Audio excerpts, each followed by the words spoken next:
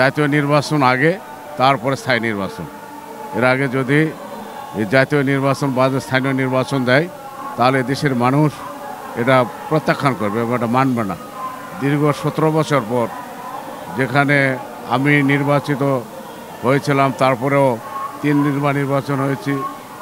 এই খনির সরকার, হাসিনা সরকারের লোকজন যে আমাকে বাড়ি থেকে উঠায় নিয়ে আসে, থানায় কেস দিয়েছিল এবং আমাকে ধরে রাখছিল।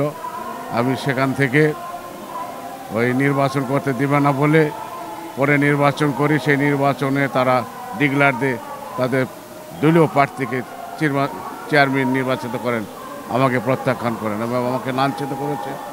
এবং আমার বাড়িতে এসে এলাকার সব লোক জানে, 25টা মোটরসাইকেল, 50টা লোক রামদাও রিভলভার দিয়ে সব আমার বুকে ধরে এবং আমাকে বলে নির্বাচন করা হবে না। আমি তাদের অপেক্ষা করে আমি নির্বাচন করেছিলাম এবং ভোট আমি অনেক পেয়েছিলাম, কিন্তু তারা আমাকে দেয়নি।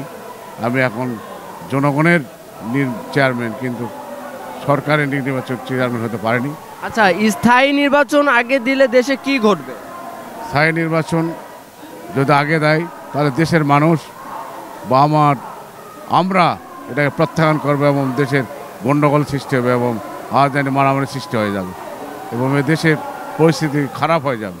এদেশ পরিচালনা সম্ভব হবে না এবং এই আন্দোলন শুরু হয়ে যায়, দেশ আবার বিচ্ছিন্ন সৃষ্টি হয়ে যাবে, আবার সেই সাবেক সেরকম হয়ে যাবে। তাই আমি চাই, আমার দাবি আগে জাতীয় নির্বাচন, তারপর স্থানীয় নির্বাচন। এই হলে দেশের মানুষ শান্তিতে বসবাস করবে। না, এটা তো আমি খারাপ দিক এটা আমি ভালো মনে করি না।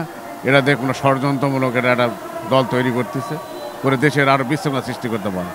তাই আমি এটাকে মানি না, আমি সমর্থন করি না এটাকে। আপনি মনে করতেছেন যে ছাত্ররা নতুন দল গঠন করলে দেশে একটা অস্থিতিশীল পরিবেশ তৈরি হবে? দেশের যদি, হ্যাঁ এটা ঠিক আছে, যদি ছাত্র আন্দোলন যদি দেশের আবার যদি দল তৈরি করে, তাহলে দেশে অশান্তি সৃষ্টি হবে এবং দেশের মানুষ শান্তি থাকতে পারবে না।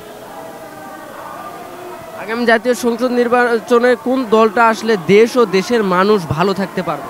আগামী জাতীয় নির্বাচনে যদি বিএনপি, বাংলাদেশ জাতীয়বাদী দল যদি আসে, তাহলে দেশের মানুষ সুখ শান্তিতে বসবাস করতে পারবে এবং সব কিছু এই নিত্য যে খাদ্য যেগুলো দাম চড়া হয়ে গেছে, এগুলো নিয়ন্ত্রণে আসবে।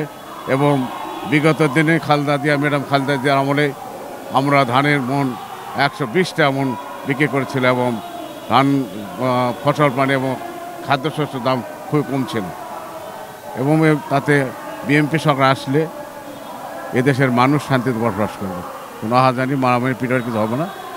এটা আমার ধারণা এবং সাধারণ মানুষের বক্তব্য, সাধারণ মানুষের মনের কথা।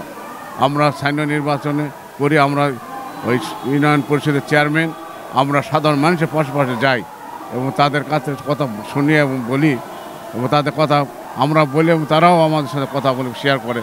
কারণ আমরা যেটুকু মানুষের কাছে যেতে পারি, কিন্তু অন্য কোনো দল বা ঢাকায় বসে থাকে বা বিভিন্ন জেলায় বসে থাকে বা ওই থানায় বসে থাকে, সাধারণ মানুষের খবর পায় না।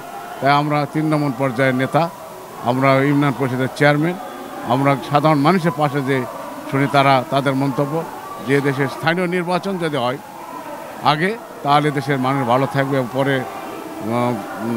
জাতীয় নির্বাচন আগে হবে এবং স্থানীয় নির্বাচন পরে হলে দেশের মানুষ সুস্থভাবে এ দেশের আবার ওই সাবেক দেশকে আবার শূন্য পদের থেকে আবার ঊর্ধ্বপথে নিয়ে যাবে, এটা আমার ধারণা। সর্বশেষ হচ্ছে আপনার নাম পরিচয়টা দিন। আমার নাম মোহাম্মদ সুলাইমান আলী সর্দার, আমার বাড়ি আক্কেলপুর জয়পুরহাট, আমি সোনামুখী